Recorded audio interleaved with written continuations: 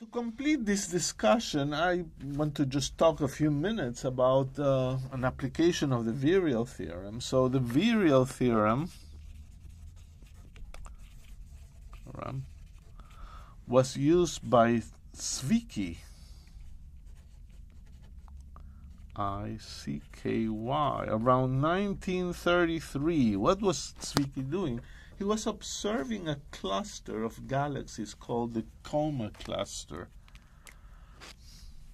Coma cluster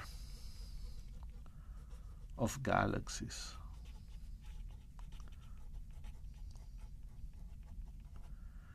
It has about at least 1,000 galaxies, 1,000 plus galaxies.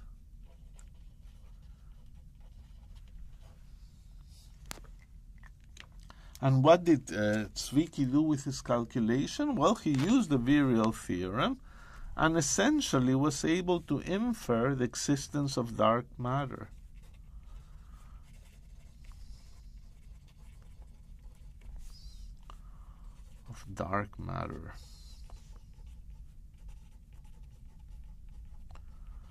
So this is non-luminous matter, invisible matter.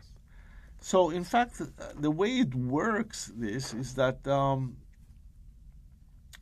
we have an estimate for the mass of the cluster. You see, from the, I'm not going to go through the derivation of Zwicky. It's an interesting one, and it's not all that difficult. And things are, in fact, extremely just approximate. The approximations are severe. You know, most of the equations are ambiguous up to factors of 1/2 or 1/3 or things like that. But still, the answer suggests lots of dark matter. So as it goes, we remember in the virial theorem, you had things of the form expectation value of T is related to expectation value of R dV dr, which is in some ways proportional to the potential. So you would expect that if you want to estimate the total mass of the cluster, estimate the total mass of the cluster,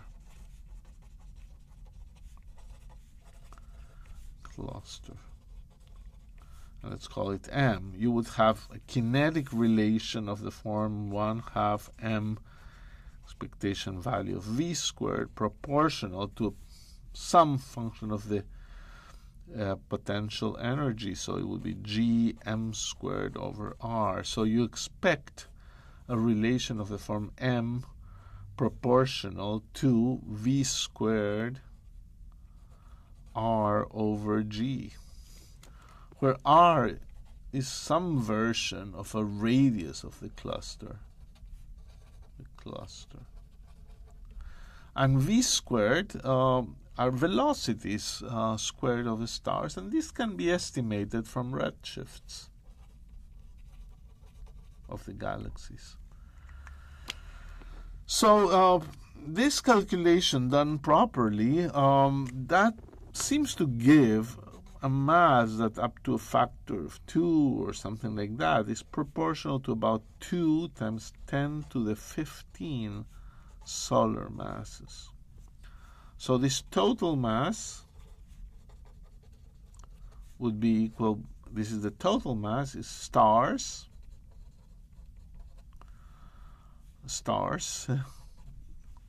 hot interstellar gas, intercluster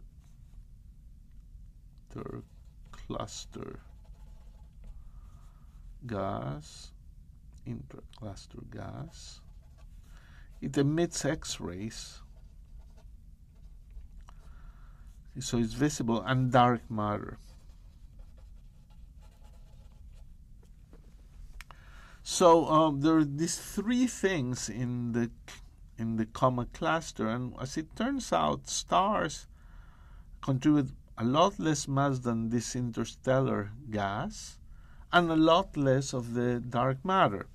So the calculation of these people goes as estimating there the mass over L, where L is luminosity,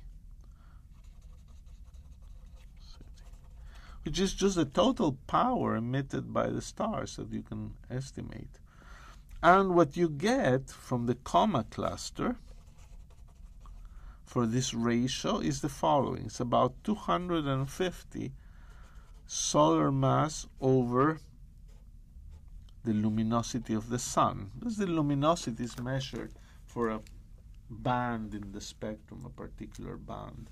So you can say, well, okay, this is a ratio of mass over luminosity. Is this a large ratio or a big ratio for the comma cluster? And the way you get an idea is that you look around the sun, in the neighborhood of our sun, take a big distance, a few kiloparsecs, and you get lots and lots of stars, and you can estimate what is the value of m over L around the sun. If you have if you had the sun, of course, m over L would be equal to m sun over L sun, but around the sun, in our galaxy, you get about 4 times m sun over L sun. And that shows that there's more mass in general that is producing less luminosity. Either the ratio m over L is bigger than m sun over L sun. So either the masses of the stars are bigger compared to their luminosity, or they have very little luminosity. So, but that gives you an idea. On the other hand, for the Cloma cluster, you have 250, which is much bigger than that. That suggests that there's a lot more mass and a lot less luminosity, so a lot of mass that doesn't emit light, and that would be dark matter. So nowadays, anyway, people estimate that 90% of the mass of comma is dark matter.